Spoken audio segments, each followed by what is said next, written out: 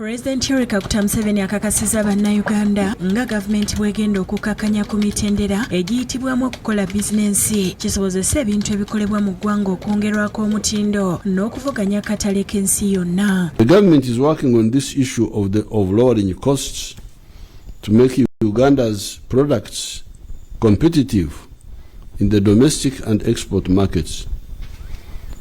These are the costs of electricity, water, transport, the cost of money borrowed from banks, etc. Agumiza bannansi nga gavumenti bw'eri emmalirivu okumalawo obuli bw'enguzi.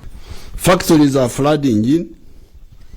The only slowing factor has been the corruption of some parasites that have been asking for bribes to give the entrepreneurs land or licenses. But we fight with them. Ku ky'okulwanyisa abatuju ba ADF, President agambye nti kati amaanyi bagatadde mu bikwekweto eby'omu bbanga okubasaanyizaawo ddala. Agamba nti kyannako nti tebasobola kugala nsalo olw'ensonga ezitali zimu kyokka n'agumya bannansi ku by'okwerinda.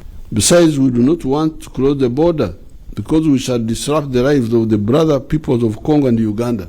Onera akuutidde abantu okubeera obulindaala n'okwegendereza be bakolagana nabo oluvannyuma lw'ab'ebyokwerinda okuzuula bbomu mu bifo ebitali bimu.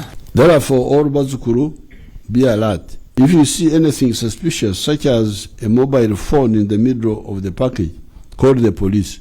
Download the app on App Store or Google Play Store now. Vision Digital Experience, the future of media.